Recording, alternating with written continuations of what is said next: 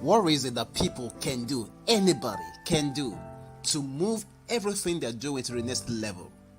It is sad when I see people approach life from a position of weakness rather than strength, disadvantage rather than advantage, chance rather than choice. Many don't actually realize that life can be lived from a position of advantage. And you know what's behind all of that? People go to school and learn almost nothing about how life really works. Dr. Brian Reuben, leading authority on the subject of strategy, leadership, and personal growth.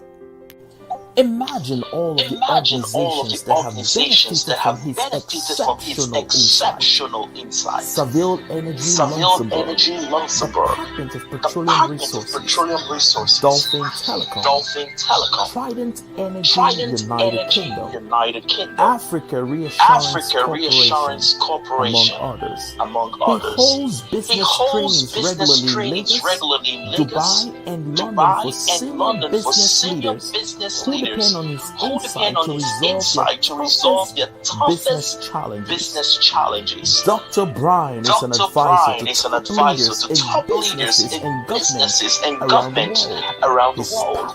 His passion is helping people and organizations unleash their full potential, outperform their industry, and lead. Now discover the insights driving the world's biggest names and organizations as you join Dr. Brian for the Brian Reuben Masterclass. Hello everyone, it's my pleasure to come to you at this time. I will welcome all of you who are watching from around the world. And of course, I know that many other people are going to be joining us. I'm so happy that we are here together at this time because you see, it's always a delight, always a pleasure to come to you. So I want to welcome you to this very important session that we're going to be having right now, or we're already having it right now. Okay. And here is something you can do for me. I would like you to share this video to as many people as you can. Invite all the people to join us. Let them know that Dr. Brian is all. And we're going to be dealing with some very important issues today. You see, your perspective is the principal determinant of how your life turns out. And your perspective always depends on the information that you have, on the exposure that you receive. The wider and the deeper your exposure, the wider and deeper your perspective would be. And the result is you make higher quality decisions. And when you make higher quality decisions, you have better results. And there is no other way actually to have better performance than by deepening and widening your perspective. Now, that's something you can expect in the moments that we're going to be sharing together. So I would like you to make sure you have something to write down very important points because you're going to be making lots of important points that you don't want to miss. So I want to welcome you once again to this very important class that we're on right now. And I just want to thank you for joining me. And today, you already know what we're talking about, all right? So our focus today is on making tough decisions. Have you ever been in a situation where you had to make some tough decisions? This happens to everybody all the time, all right? When you have to deal with issues, gray areas, and sometimes you don't even know where to start. Sometimes there are no precedents. You see, the quality of your decisions is what determines the quality of your outcomes. See, life is fundamentally about making choices. See, I always say to people, you cannot expect any, uh, you can expect reward from people except you are unique. In other words, the extent of your uniqueness It's going to be the extent of the reward that you receive from the world. It doesn't matter your work of life. All right?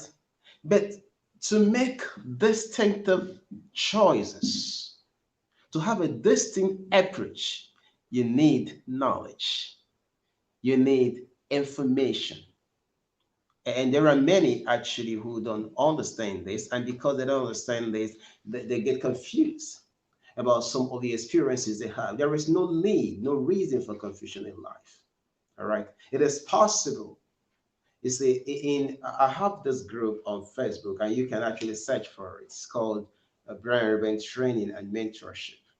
And right there, I've been running a series that I call Small Moves, Big Profit, because I like to tell people that it is very possible for you to make a small move and have big profit. You only need to understand how the world works.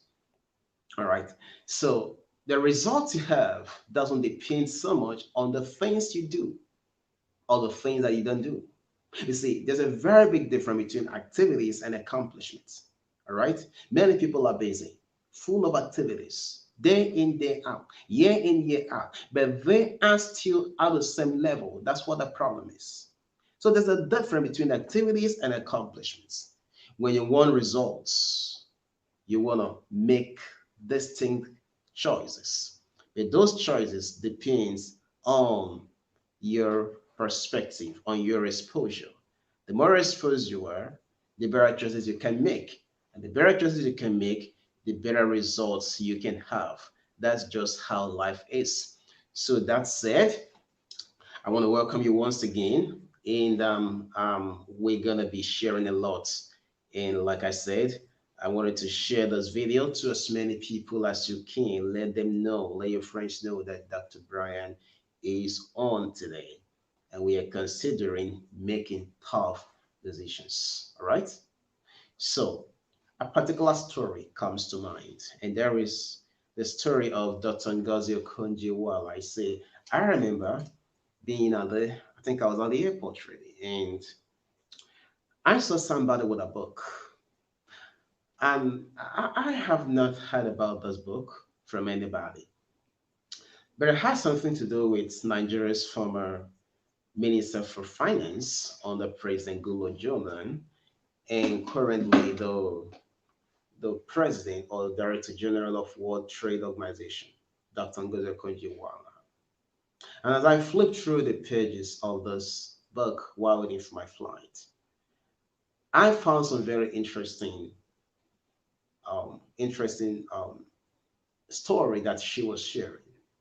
And it was a story of her 83-year-old mom and the time when the woman was kidnapped. She was kidnapped because at this time, Gazi was pursuing certain policies. All right. And there's always whenever there's a new policy, say whether things are going on right or they're not going on right, there are always people who win. So the policies she was pursuing under the President Goodluck Jonathan then, I think it's about fuel subsidy in Nigeria or whatever. It was something like that. And there were some people who they liked and they wanted to make sure that they frustrate that policy. Because if that happens, they're going to lose money, lose their personal interest. So they decided to kidnap her mom, a woman of 83 years old. Now, you understand how serious that is. And they made it clear to her that the only condition for releasing this woman was going to be because she will give up on those policies, make a formal announcement that we are not pursuing these policies again. Now, if that happens, they release the woman according to the people who adopted her. And the woman, cut long story short, decided not to go ahead, give in to their pressure, which was very risky, leaving your mom in the hands of people who had no love. People who had no love.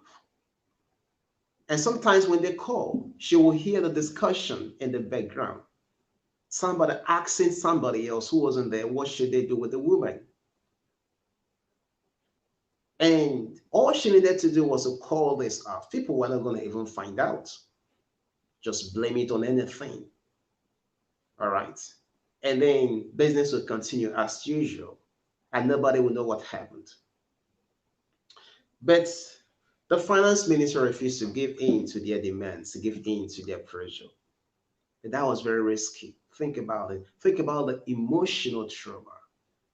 Think about the difficulties. It's even unthinkable. It's completely unimaginable. The thing that you want to leave your mom in the hands of wicked people who could kill her at any time, considering the trauma the woman must be going through. It's quite unbearable. But she stood her ground according to the story and refused to give in to the demands of these wicked people. Now, that's a classic example of a tough decision. When you have to make a decision that is tough, it's a classic example of tough decision. And there are times in your life, whether as a parent or a CEO of a company or a leader in any category, where you have to make such decisions. And many times people are confused when they get there because they never prepare themselves ahead of time. They lack the necessary understanding of how to handle such issues. So when such issues present themselves, they don't know what to do. So now that's the purpose of this. Because you find this happens all the time. Think about the case when, I believe it was in 1996 or something, when Apple, the company called Apple, was in serious trouble. And every analyst report indicated that Apple was out of the game. In fact, an interview with Michael Dell, the CEO of Dell Computers, in an interview, Michael Dell made it clear. He said, if I were the CEO of Apple, I would shut the whole thing down because nothing was left. Nobody was going to lend Apple money. But it was at this time that they brought Steve Jobs back to run things. As Steve Jobs comes in, people were wondering, what are you going to do? Nobody will give you money. But Steve was determined to move things forward. So what did he do? Well, what he did was to review the situation. And in reviewing the situation, he realized that it wasn't what they needed wasn't to approach the banks who was going to give them money. The books were bad. The stock price was falling every day. All right. So it wasn't to make a new product. All right. So what he did was to understand what's going on in the industry. At this time, of course, Microsoft, if you know anything about their history, have been on the warpath with Apple computers all along. All right. They've been on a warpath. They have had this philosophy that for Apple to win, Microsoft has to lose. In fact, they have a pending case in the courts. So they've been enemies, sworn enemies. Apple doesn't want to hear about Microsoft. Microsoft doesn't want to hear about Apple. It's being that way. But at this time, several states in the US have brought antitrust charges against Microsoft, accusing them of trying to dominate the competition and not giving other players the chance to play. So Microsoft was in court. Steve Jobs, recognizing that his options were very limited, realized the need to review the relationship with Microsoft and make Microsoft an offer that can enable them save their name, all right, prove that they are not guilty of antitrust. And they decided to have this relationship reviewed. Microsoft was going to invest $150 million, to purchase Apple shares. They were non-voting rights. So this deal was handled. And during the Macworld conference, Steve Jobs had to make this announcement to the people that believe in Apple. They were assembled in this hall.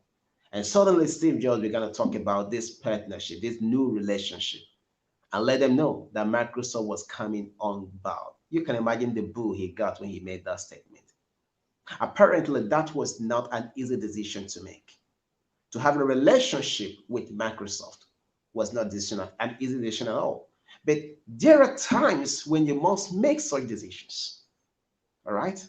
So now that is the purpose of this. Because you see, when you don't have clarity about how to approach issues, when you have to make difficult decisions, you could end up making the wrong choices. And that just destroys all of your chances. And you see, your ability to make the right decisions at difficult moments is the proof of your maturity as a leader. You see, leadership is accountability, all right? Because leadership is responsibility. So you have this situation, and it could happen to anybody, where you have to make a decision.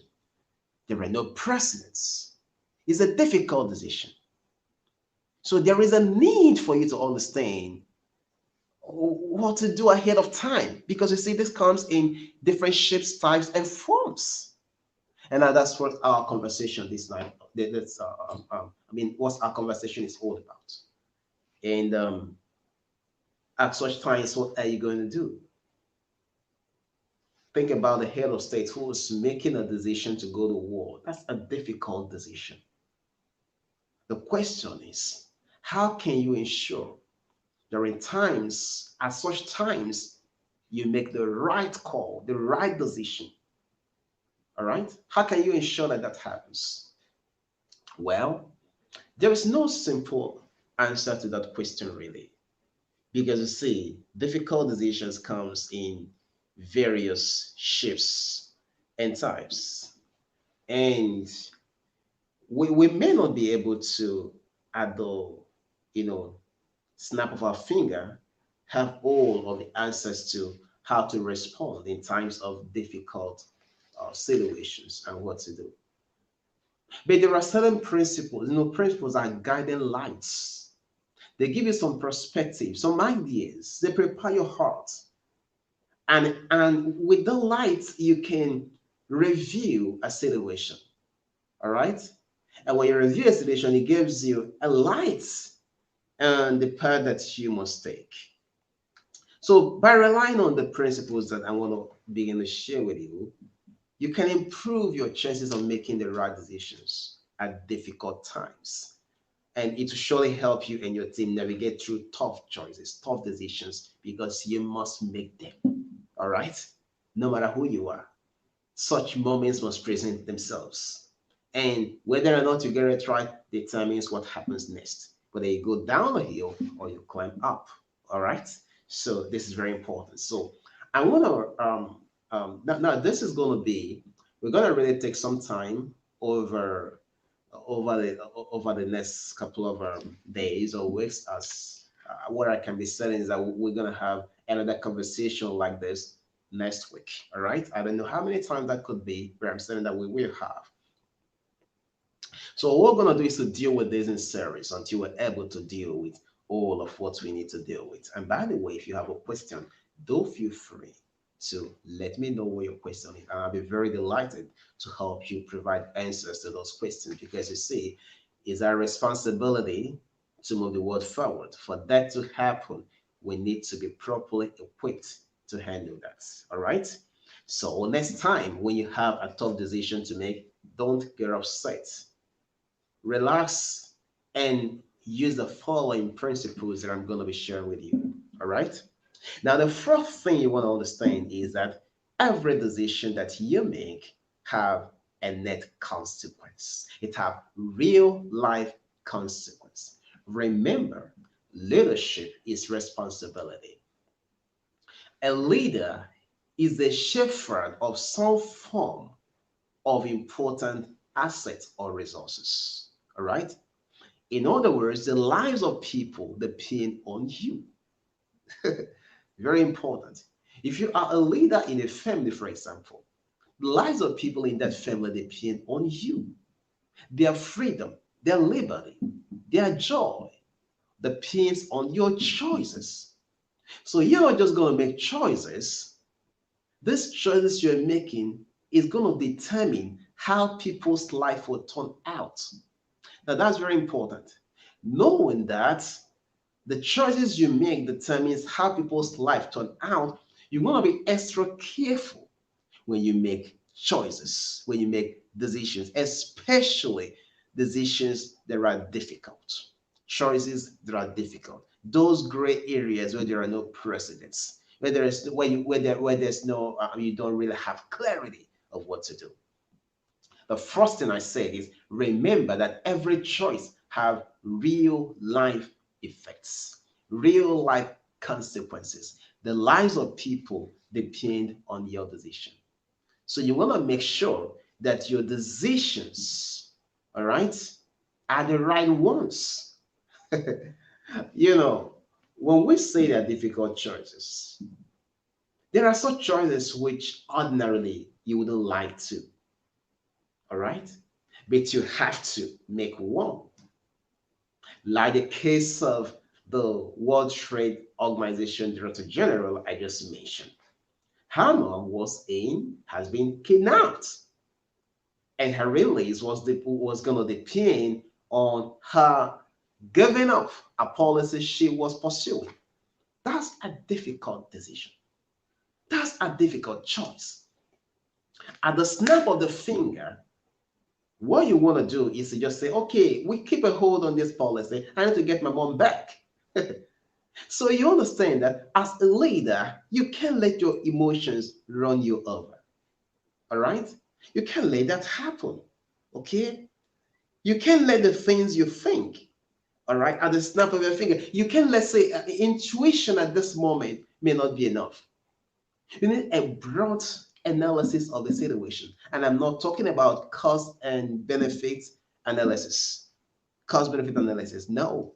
I'm talking about looking at the situation broadly, deeply, in a way that helps you understand every aspect of it, that can enable you to make the right choice. Now, this is very serious. This is very serious. So one of the things you do is you ask yourself, if you are one of the people that those decisions you're going to make will affect, how would you respond? What would you want? What would you want? What rights would you believe that you have? How would you like to be treated?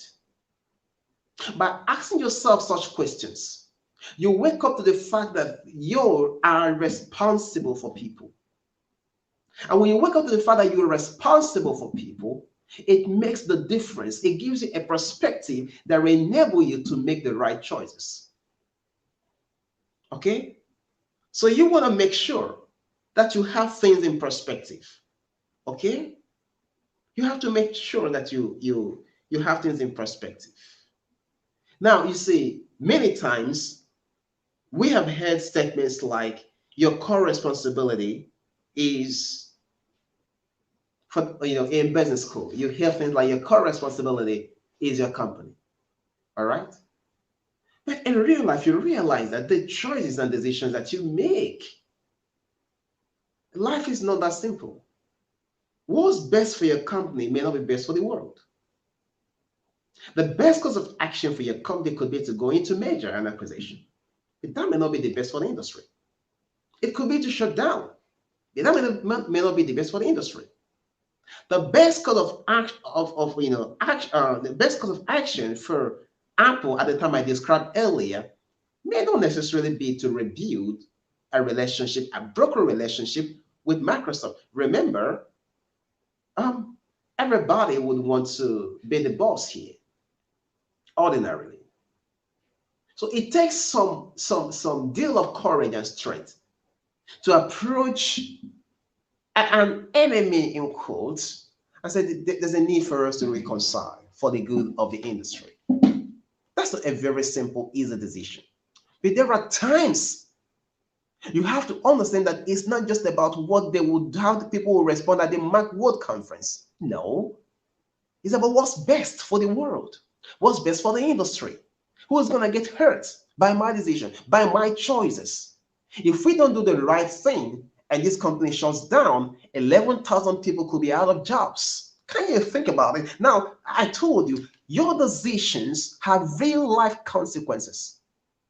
So imagine If we don't make the right choices and our business shuts down, 11,000 people are going to be out of job. We can't pay the taxes any longer. So it's going to have the real effect on people all over the place. So now you begin to understand. There are some things, sometimes some of those decisions are not easy. All right? So you want to look at, not just to remember also, leaders are tenants of time and context. So it's not just about what's good for today. You are also thinking about sustainability. You're thinking about how the world's going to evolve tomorrow. Who's going to get hurt tomorrow by my decision today? Now, understanding this, you realize you're not going to be in a haste to say, well, I've decided. You realize you're not just going to look at your family and look at people around you and say, well, this was best for us. It may be best for you, but may not be best for the world. And we have a responsibility to move the world forward. Don't ever forget that. Now, this is important, very absolutely important.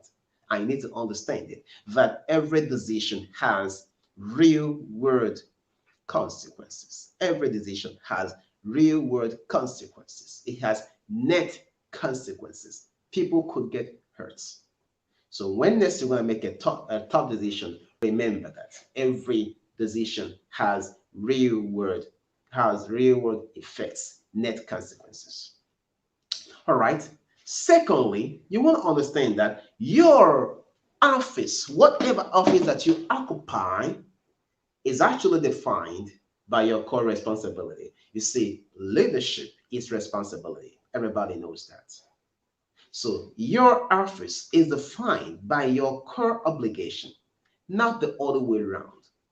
Many times people seek leadership because of what comes with leadership, the prestige, the honor, all right, the wealth, the relationships that come with leadership. But that's getting it upside down. That's wrong. All right. Your office is defined by your core obligation. So your obligation comes ahead. Your obligation is what makes the office relevant. The day you forget the definition of the office, the core obligation, you've lost your right to lead. It means you ain't qualified again to lead. You need to understand it's very important. Many people don't realize that. All right. Many people want access. They want larger platforms. All right. Larger platforms requires larger responsibility.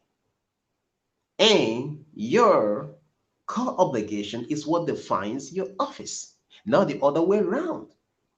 So when you have a decision to make, you need to understand, what is my core responsibility? What is my core obligation? Who do I answer to? To whom do I owe my accountability? You need to ask yourself that question. And whatever your answer is, you need to respect that. Okay? And that's very important. That's very important. Your office is defined by your core responsibility. The implication is that your position as a leader is defined by your obligations. You are obligated. Now, in business, you are obligated to shareholders, to customers, to your employees. All right? You owe them obligation. You are obligated to them. The implication is, if you are obligated to them, you owe them, you are accountable to them. You see, you're accountable to them. Okay?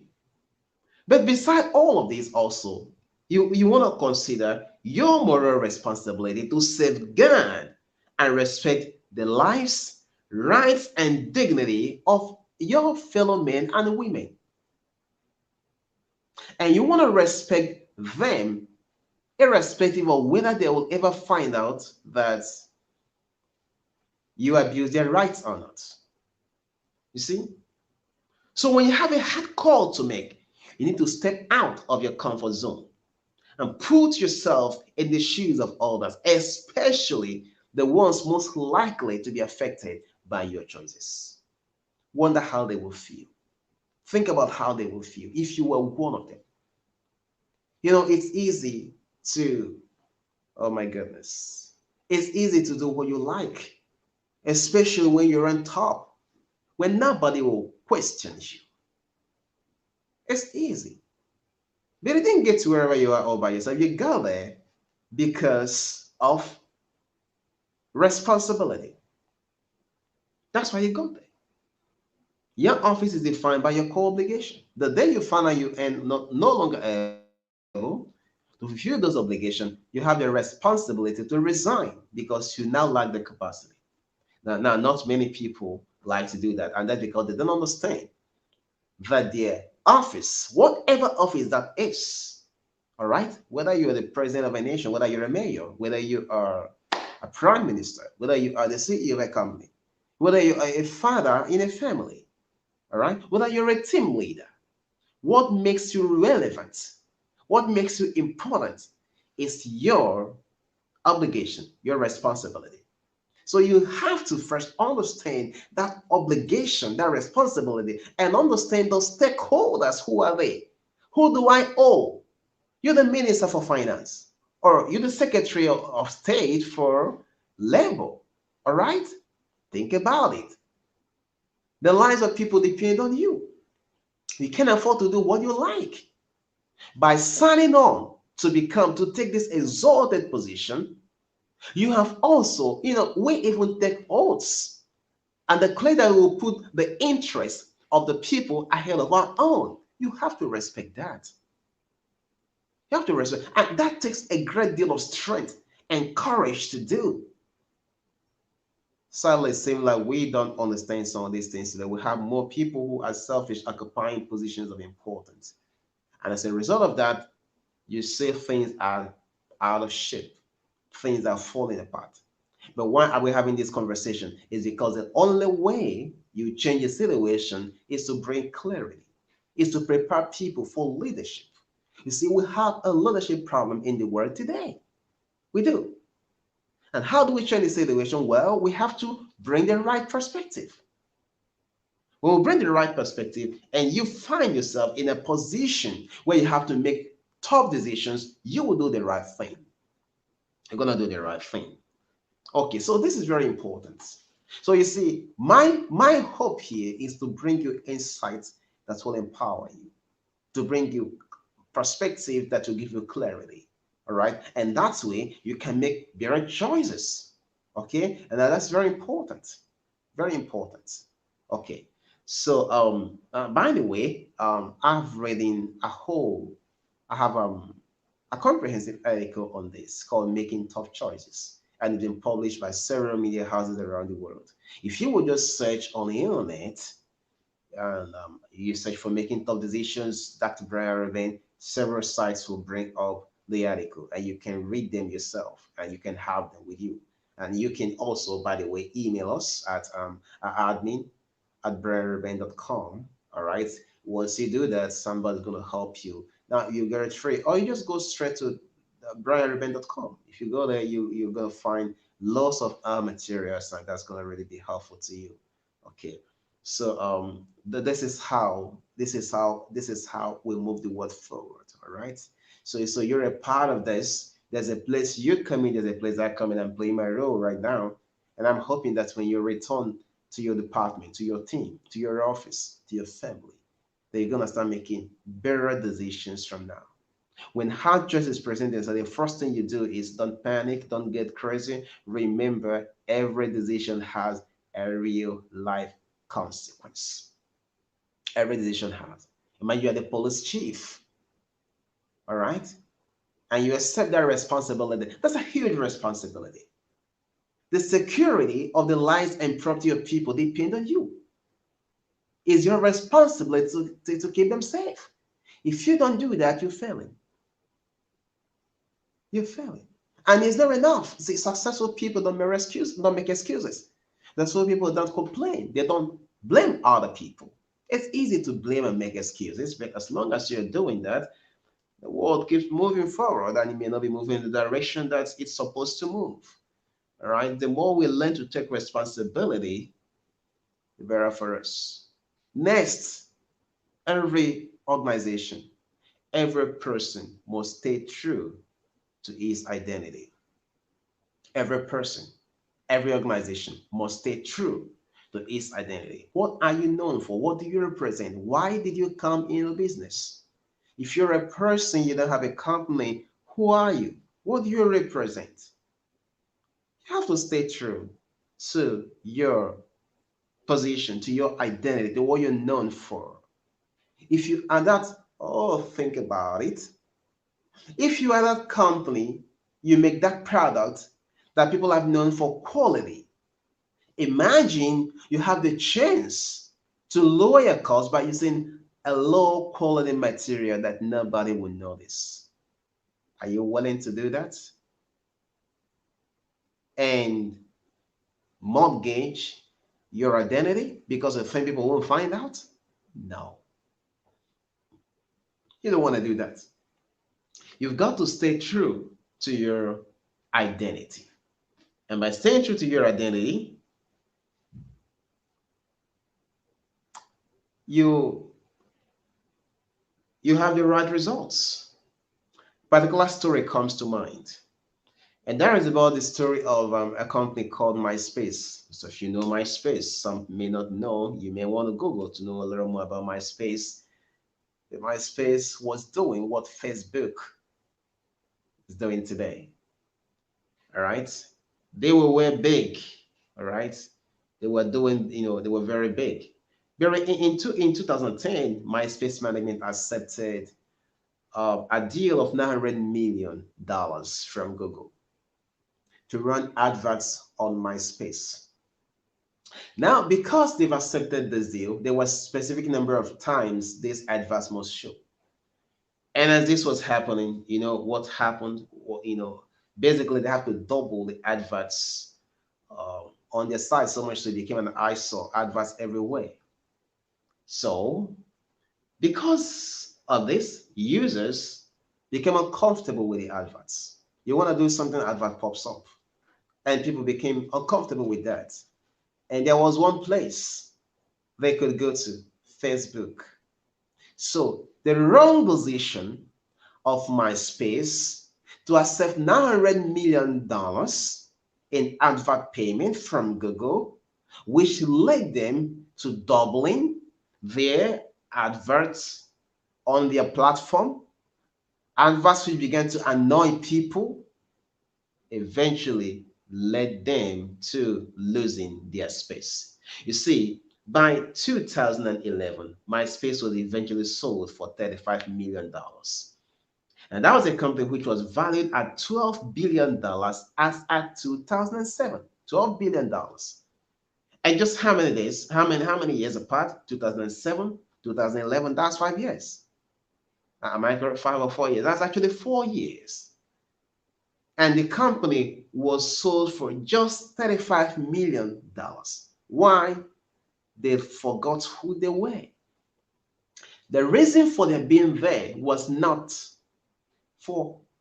really for advertisers. Advertisers are stakeholders. But the only reason why advertisers would come was because they were users. There were people on that platform who were using it. Without the people on the platform using MySpace, Google wouldn't have come and offered them $900 million. Anybody can use extra bucks. Anyone could use $900 million. All right? But think about it. A company valued for $12 billion in 2007 eventually sold for $35 million in 2011 over a space of 4 years because of $900 million. Why did that happen? Very simple. They forgot who they were. They thought they were there to get money from advertisers. MySpace positioned itself as a social media platform. They're an advert company. The advert was supposed to depend on being a good product. You see, having a good product, having a great platform where people can express themselves. That was supposed to be their strength. That was their identity. But when opportunities show up, be sure that these opportunities are good for you. Every opportunity that shows up may not be good for you. That's why I told you this is a hard choice. Think about it. Every company wants to move forward. This is $900 million we're talking about, not 9 million. They never thought that this could cause, they never thought that this could cause them to lose their place in the market, but they did. It was a tough decision to make, and they forgot who they were. Don't forget who you are. When you have tough decisions, tough choices to make, forget who you are. Don't forget who you are, rather.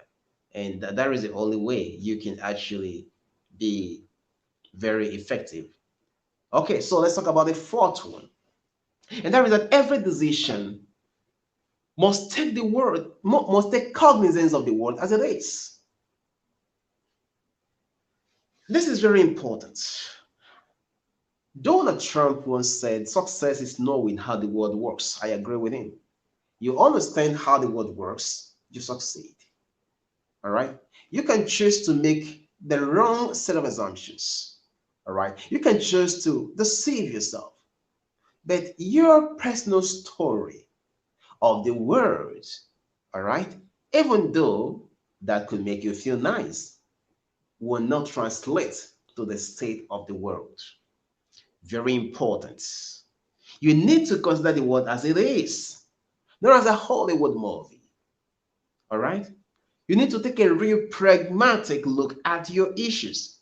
If you want to make a decision that will empower your team, your department, or your entire organization or a company to move through a gray area responsibly and successfully, then you will have to consider your options in the light of how the world is and how the world works. You have to do that. You consider your options in the light of how the world is and how the world works. Otherwise, you'll be in trouble. You see, great plans can turn out badly. It's possible. That's just how the world is. And bad plans could sometimes work. That's the way the world is. Popular opinions and legacy ideas could be wrong. The world is dynamic. My goodness. So you don't control everything. You have to understand that you can hardly have all the freedom and resources you need. You must therefore often make painful choices. Young people will pursue their own agendas. Now that's how the world is. The informal structure in your organization would fight your formal structure. That's the way the world is. You have to find a way to bring a balance.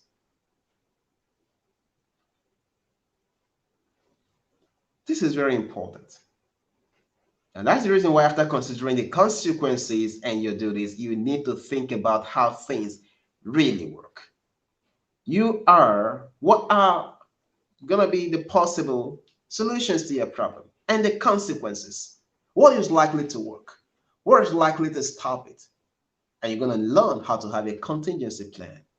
That's how the world works. Because, like I said, sometimes good plans turn out badly.